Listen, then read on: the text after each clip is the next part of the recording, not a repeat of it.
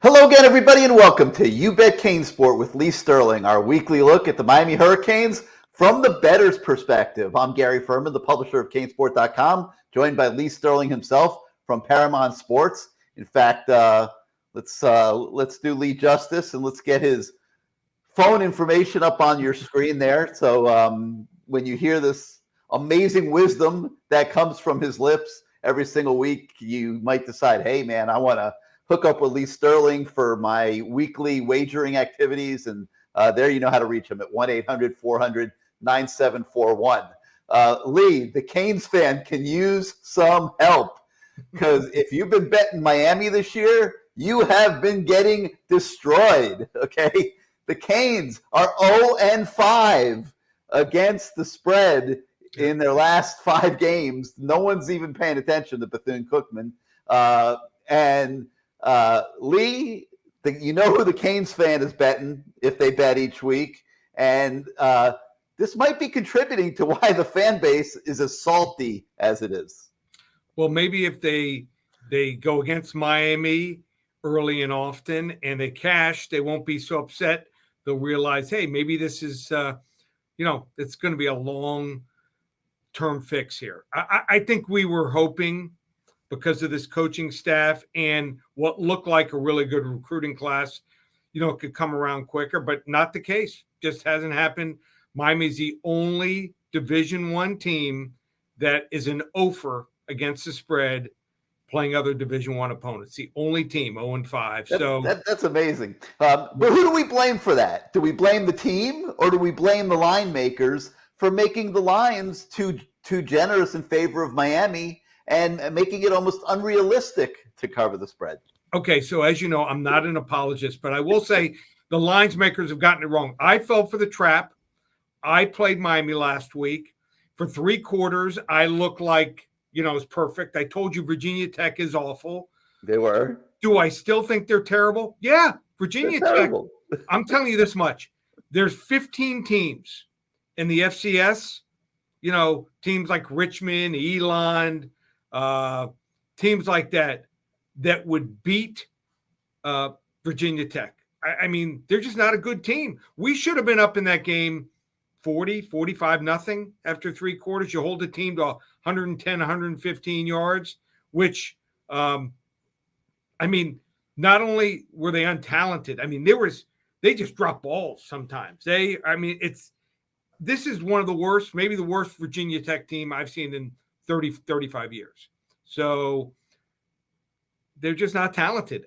Now, part of it is the lines makers overvaluing Miami. We've talked about that. Teams like Miami, teams, national teams, Notre Dame, USC, Texas, you're going to usually pay a premium of 2.5 points extra if you want to bet them. But Miami should have won that game by 30 or 40 points. It's something different. I thought, maybe we would get over giving up the long ball. Did I ever think that we would have almost 20 penalties and almost 200 yards of penalties? No. That reminded me of a Manny Diaz team, some of these other poor coaches that we've had over the last 15, 20 years. So I was frustrated maybe as much or more in this game than any game, even more than like a Southern Mississippi, because at least against Southern Mississippi in the second half, we looked decent. We had a few moments, but what doesn't make sense is, you have a quarterback throwing for 400 to 500 yards.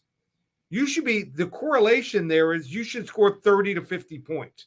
How we only scored 20 points is just pathetic. We're moving between the 20s. 371, but yeah, your point is certainly well taken there. So the line from what I remember was 8, right? Yeah, actually, so it was 7 most of the week and closed 8.5, 9 points. Yeah. So they came up a couple points short. Yeah. Yeah. Like you said, and which leads us to this week where somehow Miami is a 9.5 point favorite over Duke. At home, 12:30 game at Hard Rock Stadium on Saturday. Duke is a better team, Lee, than a lot of people give them credit for. They had North Carolina beaten by 10 the other night, and the rest took a touchdown off the board. at the end there. Their kicker missed the field goal after that penalty, and then North Carolina went down the field and won in the closing minute. But Duke had them beat. And I'm sitting there thinking, man, Miami's back in the Coastal, as crazy as it seemed. But, Duke is not a bad football team. No, what we've seen is even teams like Georgia Tech, we thought were horrible. Georgia Tech's won a couple games in a row. So there's no gimmies. They have 5 really talented players on offense. Riley Leonard, really good passer, really good runner, elusive, really good vision. You have a good quarterback, he elevates the team, and they have 2 guys, and he also has a second or third or fourth gear when he runs. He can just take off away from people. Terry Moore, running back, true freshman, he's the speediest guy. He has another gear. And then Jalen Calhoun, he caught almost 60 balls last year, having another really good year. Those are 3 really good players. If Leonard gets time and you don't contain him, he's going to make you pay. And then on defense, a couple good guys. Defensive tackle, number 90, Carter, sophomore. Get some sacks here and there, get some pressures. And then Hayward, their linebacker, number 42. Those are their 5 studs. After that, there's a big drop-off. Unless Leonard gets hurt in the game or some really weird, they fumble 3 or 4 times, I think it's going to be a tight game. I think Miami might win the game 30-26, but I'm taking the 9.5 points here in Duke. It wouldn't shock me if this game goes down to the wire. Wouldn't totally shock me if we lose outright. Yeah, it's a dilemma for the Canes fan this week if you want to bet, because that line is too high. I mean, I totally agree.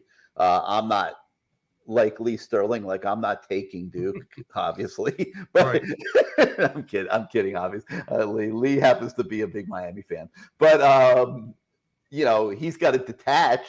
If he's sitting here giving advice on betting the game, he's got to detach from who he likes and who he's hoping wins. And I agree with Lee. I think that this line is too high.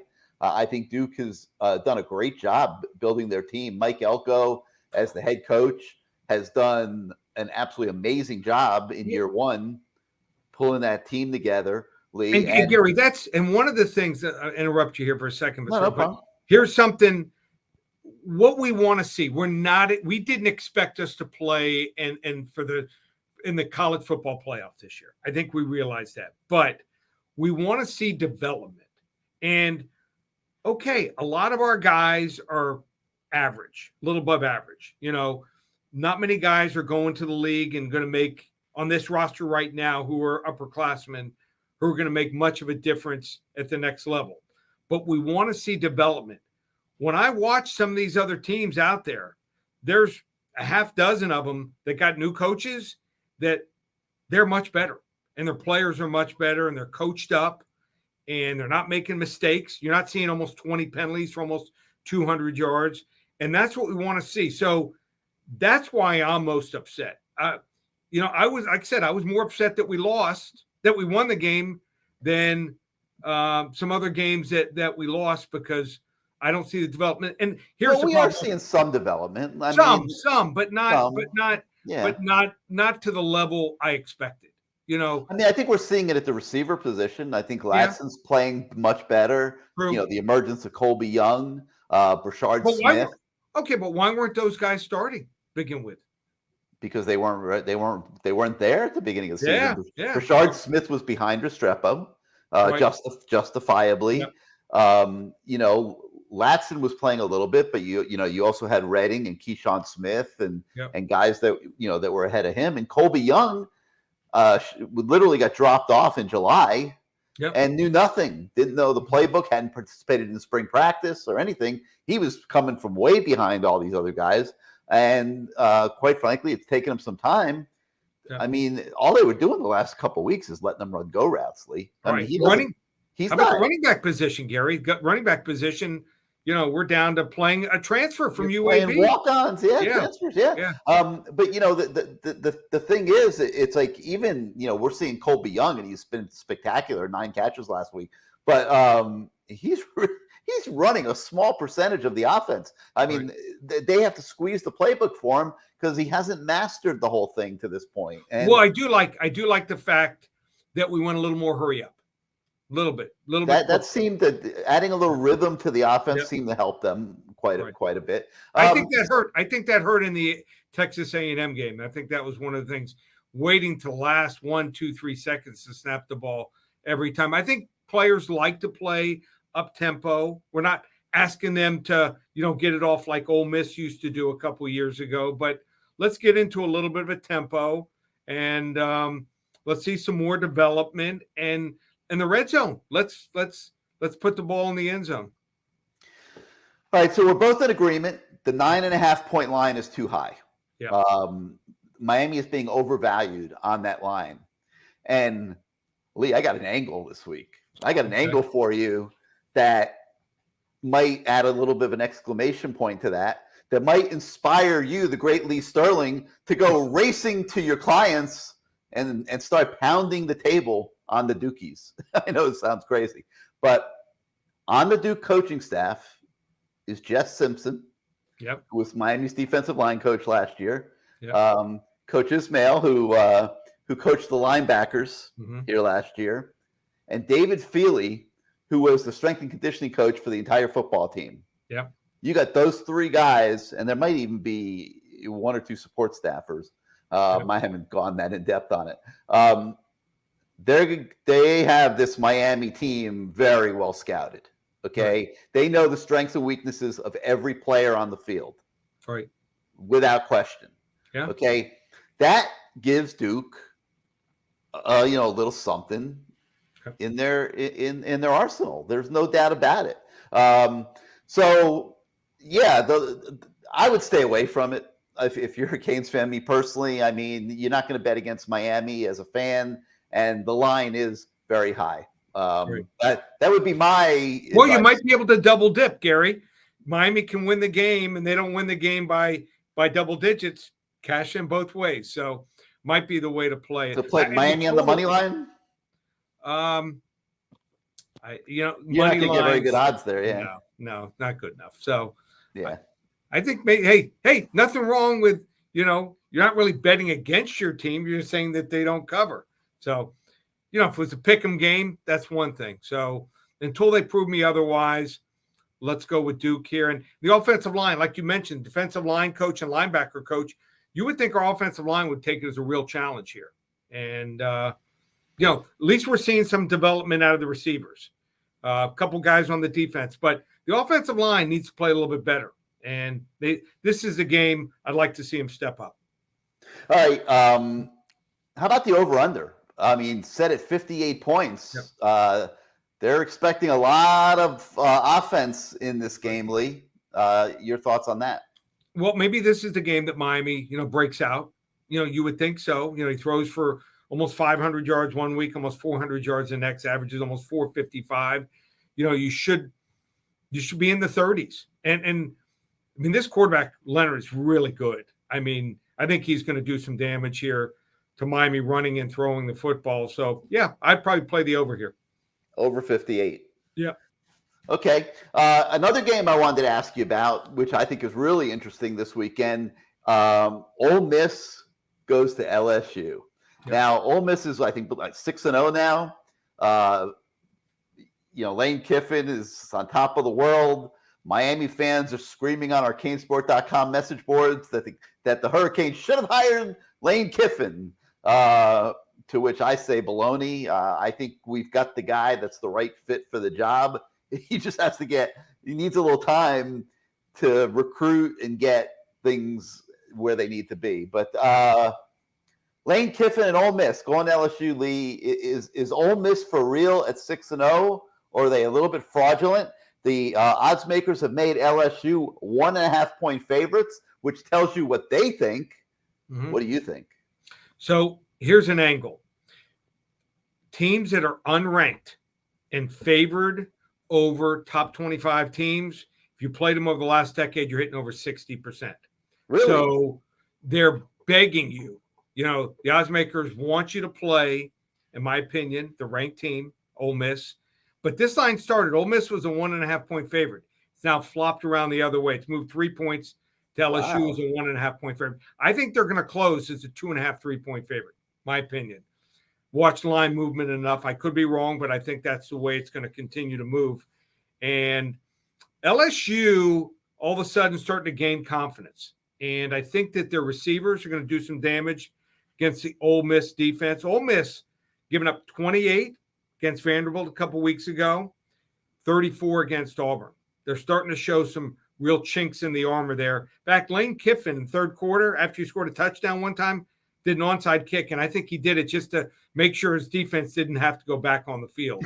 So they are different than most of his other teams since he got there, where they passed the ball first and used to rattle off plays. He slowed down the tempo, and they're more of a running team, but their quarterback, Jackson Dart, is susceptible to throwing interceptions. And the LSU secondary, they got a bunch of thieves in the defensive backfield. And I think that Brian Kelly's getting them playing pretty well. They're finally getting into a sync. I think they're a much better team than opening night when they played Florida State. Even against Tennessee, they fumbled the opening kickoff and then had a punt return for 58 yards against them, and then went for 2 straight 4th downs, and they were down 20-0. They dominated Florida. They were by far the better team. I think they're going to take care of Ole Miss here. I think they win this game probably by a touchdown to 10 points. Wow. How much? Like I'm looking at this. I'm saying there is no way Ole Miss is not an undefeated level football team. Come on, man. Here's a good watch. Kentucky. Someone wants to watch their game against Kentucky. Kentucky shot themselves in the foot, horrible in the red zone, missed 2 field goals, and I think missed 2 extra points. They scored 19 points, but that wasn't the story of the game. Kentucky should have probably scored 30 points in that game. So, and Ole Miss's defense played their very best game. So they're fraudulent, undefeated. They're fraudulent, right? Yeah. And so, like, you and I agree on that. How much does that go into making the line? I mean, like, they're not winning every game. They're due to lose. They're the underdog, so that tells you one thing. Yep. So the public and the sharps were both on it. Like I said, it moved in 30, 35 minutes when it came out Sunday, from Ole Miss being 1.5 to flipping the other way. We'll probably see some late movement Friday, early Saturday morning, and I think it's going to go LSU's way, continue to go that way.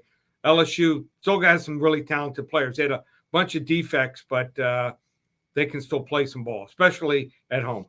Yeah, as long as they don't have to do it consistently every single week, right? They could probably flash here and there. They're going to be at home. Ole Miss is due to lose. I mean, there's a lot of things pointing in the direction of LSU in that game.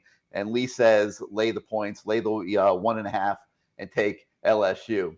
All right, Lee, we will see what happens this weekend. The Canes obviously need to keep winning here and get some momentum going for the month of November. And you'll have a few big games. You'll have FSU, you'll have Clemson. Right. You'll have a chance to salvage your season if you can, finish strong here. And right. Well, what's crazy is we thought we just count these games as victories for the year. Yeah, these aren't gimmies at all. We got to take every game as one at a time now. No doubt about it. Yeah. They are not gimmies. None of them are. No. They really haven't been.